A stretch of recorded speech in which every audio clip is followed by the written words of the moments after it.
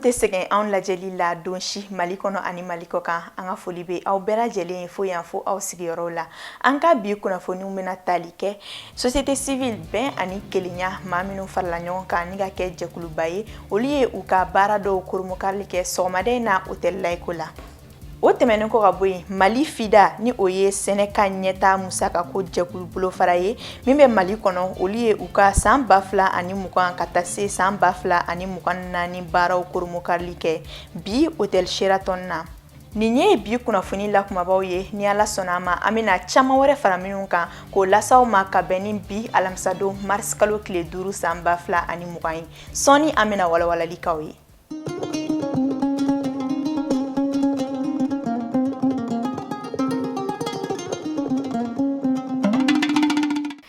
Aw ni su kokura aw bisimila aw ka don kibaru kɔnɔna bi. I n'a fɔ bakurubaw la an y'a fɔ aw ɲɛna cogoya min na, société civile bɛn ani kelenya maa minnu farala ɲɔgɔn kan ni ka kɛ jɛkuluba ye. Olu ye u ka baara dɔw koromokarili kɛ sɔgɔmada in na. A dabɔra ka se ka lakɔgɔli kalan kɛ u ka jɛkulu baara kɔlɔsibagaw kun mara kelenkelenna bɛɛ kɔnɔna na. Fadima Siribe ale ni Bakari Kone olu tun b'a kɛnɛ kɔnɔna na. Lajɛ in kun tɛ dɔwɛrɛ ye fɛn min MINUSMA ani partenaire wɛrɛw u jɛra ka u bolo fara ɲɔgɔn kan ka lajɛ cogo di u bɛna ni dɛmɛ ye ka se nin jɛkulu in ma. U bɛ se ka to u s'u ka baara kɛ. Baara mun n'u bɛ tali kɛ fɛn mun ye bɛnkan wale i n'a fɔ ko accord de paix et de réconciliation issu du processus d'Alger. Cogo di ka jamanadenw kunnafoni a walali cogoyaw la ani fɛnɛ dialogue national mun kɛra sisan n'o ye sika kumaba minnu kɛra. O kɛra sababu ye ka na ni faamuya caman ye accord in yɛrɛ kun kan. A kɛra sababu ye ka na ni bɛnkan caman ye accord in waleyali cogoyaw kan. Donc o taɲɛ baara minnu kɛra n'o taɲɛ kuma minnu kɛra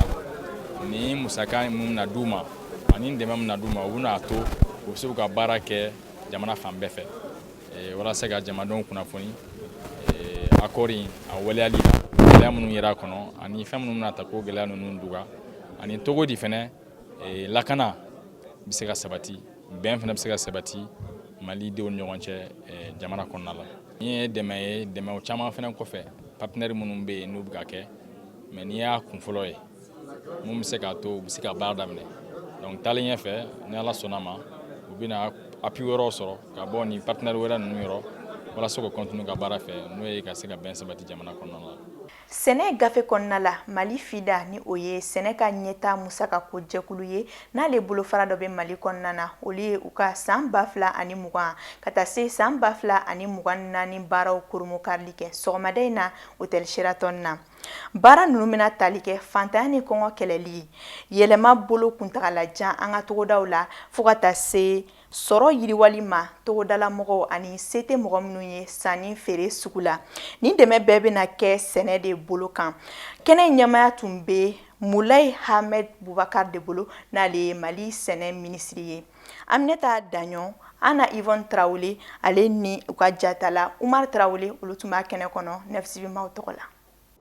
Walasa togodala sɛnɛkɛlaw ka se ka dɛmɛ sɔrɔ u ka sɛnɛ baaraw yiriwali kan, kɛnyɛrɛye cɛkɛda mun b'an fɛ yan sɛnɛ yiriwali kama n'an k'a ma ko FIDA, ale ye nin hakilina jagabɔ baara in sigi sen kan. A baara ɲɛbilaw kun cɛlen, projet in yɛrɛ ɲɛmaya bɛ maa min bolo, ale ye walawalali kɛ an ye. An ye hakili jagabɔ dɔw kɛ FIDA a bɛ fɔ ma Fonds international de développement agricole ka baara boloda Mali kɔnɔ. O baara boloda ɲɔgɔn ye o de la bi ka lajɛ san 5 nata in na o kan ka baara boloda cogo di mun ni mun kan ka don baara kɔnɔ. Baara kan ka taa sira jumɛn fɛ ni yamaruya ka gouvernement ka yamaruya ye an ka Mali ɲɛmɔgɔw ka yamaruya ye ani Mali yɛrɛ sariya sɛbɛn minnu bɛ yen n'an b'a fɔ ma politique de développement o n'u ka yamaruya ye. Donc an ye ɲɔgɔn ye yan bi walasa an ka se ka hakili jagabɔ ko kan. Mɔgɔ mɔgɔ ni da bi FIDA ka baara la jamana in kɔnɔ mɔgɔ mɔgɔ ni da bi togodaw ka dɛmɛ la dɔw bɛɛ ka se ka ɲɔgɔn ye an ka kuma kan ka fɔ san 5 kɔnɔ baara kan ka se boloda cogo di an kan ka mun ni mun don a kɔnɔ a kan ka taa ja wolo mun na. Nations Unies jɔyɔrɔ ka bon kosɛbɛ nin baara in na, o de la u ka ɲɛmaa mun bɛ an fɛ yan Mali kɔnɔ ale tun bɛ kɛnɛ in kan.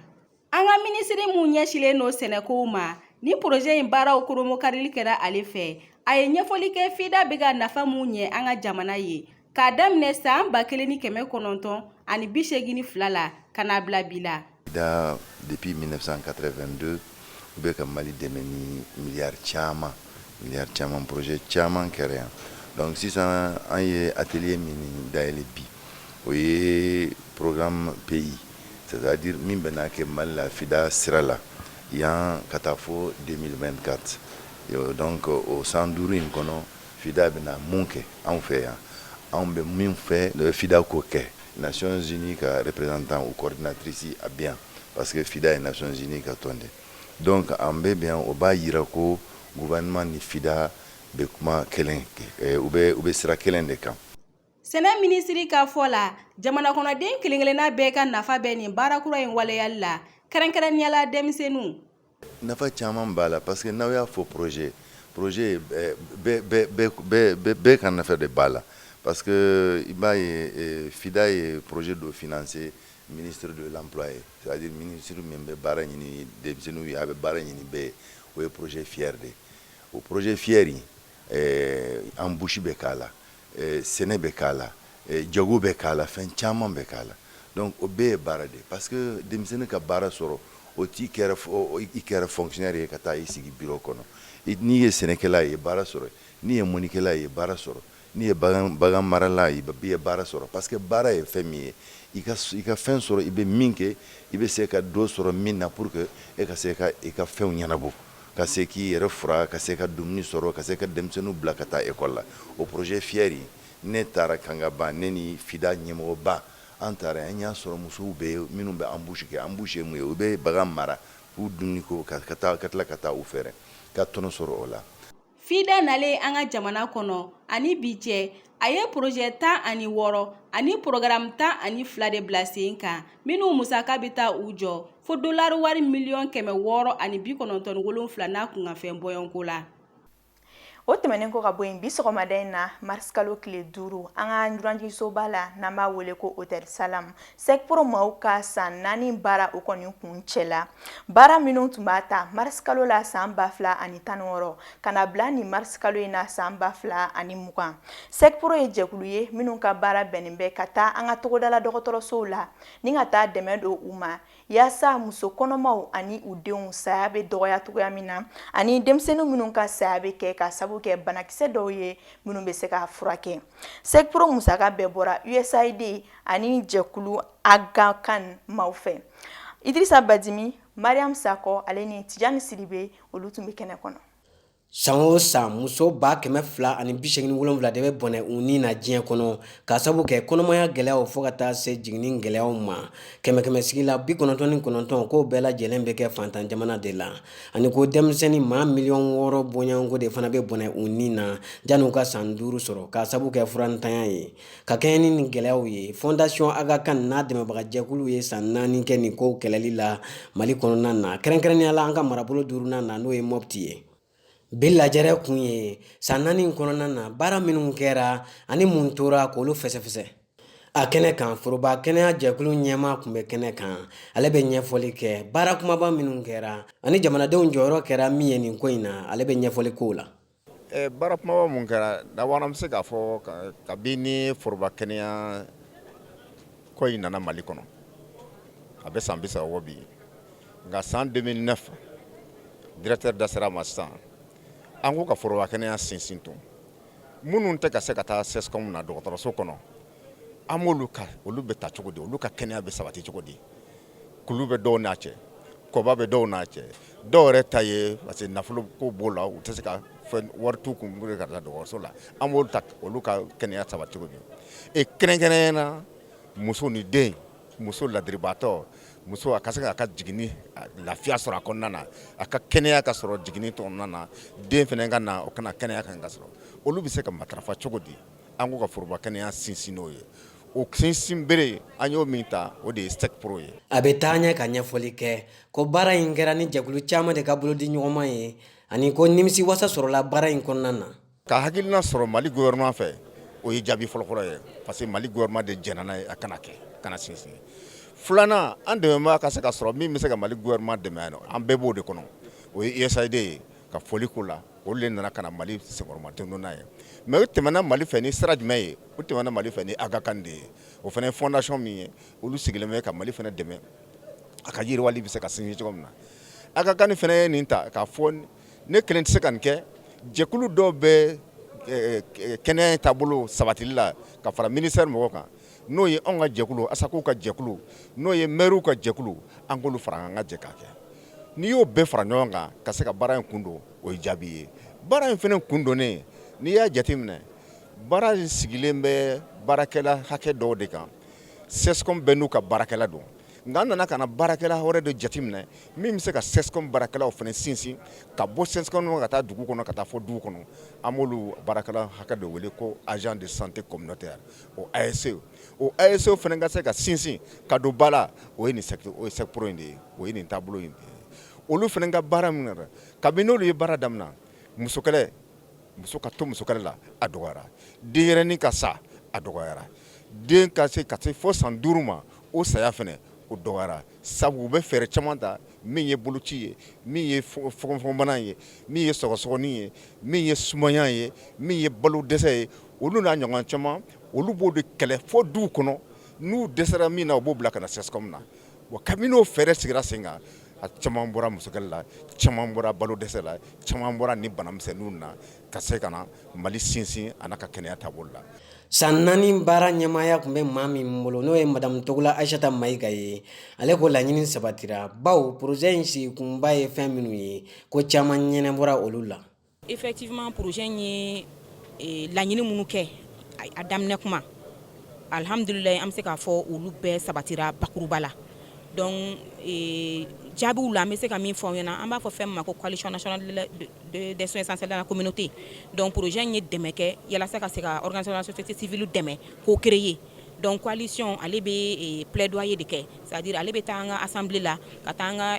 plus haute autorité fɛ ɲɛmɔgɔw fɛ fo président fɛ pour que ka se ka AEC ninnu lakodɔn système kɔnɔ yalasa an ka jamana ministère de la santé yɛrɛ état kan u bɛ se ka AEC ninnu ka musakaw d'u ma cogo min na yalasa u bɛ se ka baara kɛ hali bi ka se ka kɛnɛya lase denmisɛnninw ma u ni muso kɔnɔmaw ma fo u ka duw kɔnɔna na donc coalition nationale de la santé créé la projet in ye fana plateforme dɔ créé n'a bɛ fɔ o ma ko 3D1 service 3D1 donc an ka dɛmɛjɛkulu dɔ de y'o kɛ ɲɔgɔn fɛ n'an b'a fɔ o ma ko VIAMO donc service 3D1 ale ye service ye AEC bɛ se k'u ka formation sɔrɔ cogo min na téléphone na min b'u bolo donc ni pisi orange bɛ AEC bolo an ye pisi orange yɛrɛ san ka di AEC bɛɛ ma donc u bɛ numéro dɔ wele ko 37 3D1 pour que ka se ka u yɛrɛ ka u mago bɛ kunnafoni fɛn fɛn na ni superviseur tɛ s'u ma joona u bɛ se ka ɲininkali min k'u la donc u bɛ se k'o ɲininkali bɛɛ kɛ téléphone in na pour que ka se k'o kunnafoniw sɔrɔ donc o service 3D1 bɛ o bɛ yan nɔ o bɛ yan kudayi hali ni projet banna service 3D1 bɛ yan tant que puce orange b'i bolo tant que orange bɛ Mali la service 3D1 fana bɛ na to Mali la donc service 3D1 ye an ka jaabi dɔ fana ye min sɔrɔla projet in kɔnɔ an b'a fɔ fɛn min ma fana mɔgɔw bɛ baara kɛ pour que ka baara kana kɛ change kɔrɔ wasi ye et puis pour que fana i bɛ ka baara min kɛ mɔgɔ minnu b'i sanfɛ u bɛ se ka baara cogoya lajɛ ka lakɔlɔsiw k'a la ka se ka décision ta ni difficulté minnu b'i bolo ka se ka olu solution sɔrɔ cogo min na donc an b'a fɔ o ma ko la remontée des données donc AEC ninnu olu bɛ fo duw kɔnɔnaw de la u bɛ baara kɛ yen nɔ donc u bɛ baara min kɛ u b'a remonter cogo min na a bɛ se ka se fo niveau national ministre bɛ se k'i to a ka bureau kɔnɔ cogo di ka se ka kunnafoni ninnu sɔrɔ donc an b'a fɔ o ma ko DHH communautaire donc AEC ninnu an y'o fana kɛ Mopti ni Jɛnɛ AEC olu bɛ k'o baaraw kɛ bi donc olu ka données bɛ sɔrɔ mɔgɔ mana ni i bɛ tu as accès à DHH tout donc ɲɛmɔgɔ bɛ se kan ka décision ta santé communautaire kan i bɛ se ka données ninnu sɔrɔ DHH tout kan ni accès b'i bolo pour que ka se k'a lajɛ baara min bɛ ka kɛ baara sugu jumɛn don est ce que gɛlɛyaw b'a kɔnɔ donc a b'u permettre fana ka décision dɔw ta musaka min donna nin baara in na a da ser'o ma ani a ye laɲini kɛ baara ɲuman min kɛra Mopti mara kɔnɔna na o bɛ se ka kɛ Mali marabolo tɔw la cogoya min na CFA wari la musaka taara jɔ miliyari 1 ani miliyɔn 300 ɲɔgɔn na donc USAID ni fondation Aga Khan yɛrɛ an yɛrɛ ka prince Aga Khan olu de y'o wari fara ɲɔgɔn kan pour que ka se ka projet in baaraw kɛ an kɔni ka laɲini ye min ye nin résultat sabanan in na c'est que nin DHH communautaire ka se ka cari Mali fan bɛɛ fɛ n ka welewelekan bɛ surtout gouvernement ni ma toujours ani communauté yɛrɛ ni AEC yɛrɛ hali bi k'u cɛsiri baara la donc mɔgɔw bɛ yen nɔ toujours niveau national la yan minnu bɛ ka se ka u ka waleya kɛ yalasa u ka condition bɛ se ka améliorer cogo min na donc a ka di ne ye fana hali bi USAID n'o y'an ka dɛmɛjɛkuluba ye a ka se ka coalition nationale fana dɛmɛ yalasa u bɛ se ka continuer ka action de plaidoyer la parce que tiɲɛ don président y'a déclaré AEC bɛ système kɔnɔ bi mais o tɛ combat banni an ka jamana kɛnɛya ko minisiri ka ciden kun bɛ kɛnɛ kan ale nisɔndiyara kosɛbɛ ni nin cakɛden ye dɛmɛ min don an ka jamana ma kɛnɛya bunakun kan ale nisɔndiyara n'o ye. Gouvernement ka politique cabinet 90 ka se ka kɛnɛya sɔ don dugudenw bɛɛ la. Donc o kɔnɔna la a ye CESCOM créé a bɔlen CESCOM na a de mɔgɔw kalan minnu bɛ don dugu kɔnɔna la minnu bɛ se ka bana kunbɛn minnu bɛ se ka mɔgɔw kunnafoni yaasa an ka tabiya bɛ falen bana kunbɛn kɔnɔna la. Donc o hukumu kɔnɔna la donc ni projet in ye an dɛmɛ o la kosɛbɛ ka se ka non seulement o agents former ka se ka fɛɛrɛ d'u ma n'u ye kunnafoni minnu sɔrɔ ni an bɛ se k'o sɔrɔ mɔgɔ jɔnɛ an b'a fɔ o ma ko information sanitaire kɔnɔna la. A ko yɛlɛma caman de bolo dalen don u bolo kɛnɛyako bunakun kan walasa jamanaden bɛɛ lajɛlen bɛ se ka dama kɛnɛya bunakun kan cogoya min na. An y'a fɔ an ka ministère ye réforme ba de kɛ sisan o réforme kɔnɔna la o sinsinbere dɔ ye an b'a fɔ ka kɛnɛya sabati an tɛ ne ta fɔ togoda la mais Mali fan bɛɛ donc n'an b'a fɔ o ma santé communautaire donc o baara bolo dalen don don o don an bɛ baara k'a kan yaasa kɛnɛya bɛ se ka sabati an ka dugu kɔnɔ et que bɛɛ bɛ se ka kɛnɛya sɔrɔ cogo kelen na a sigiyɔrɔ la. Ka aw ladɔnniya ni san naani baara min kun cɛra bi a daminɛna san 2016 marisi kalo la ka n'a bila san 2020 marisi kalo la a ye muso ni denmisɛnnin caman de ni kisi ni furancɛ kɔnɔna na. Kalanko bunakun kan an ka sanfɛ kalanso min bɛ yen n'olu ka kalan bɛnnen bɛ siginiden ani adamadenya taabolo kalanni kan olu ye u ka ɲɔgɔnyeba ta ko sekinan kɛ bi sɔgɔmada in na hôtel Olympe la u ka ni ɲɔgɔnyeba in dabɔ kun tun ye ka kuma u ka kalanso gɛlɛyaw kan i n'a fɔ musakako kɛnɛyako fo ka taa se lakanakow ma sigi in kuncɛlen kɔ Professeur Dulaye Konate ale ni Idrissa Soyiba Traoré olu ye ɲɛfɔli k'an ye. Université ɲɛmaso kulu dɔ sigilen bɛ a b'a fɔ o ma ko conseil d'administration conseil d'université a fila bɛɛ ye kelen ye olu de bɛ ɲɔgɔn ye la bi pour que ka université y'a dɔn université tilalen don sisan an ka université ye université des lettres sciences humaines Bamako ale de bɛ Kabala donc jɛrɛ in kun ye ka université taabolo a nafolokow a baara kɛcogo o de bɛ lajɛ conseil fɛ parce que conseil de bɛ recteur dɛmɛ a ka baara kɛ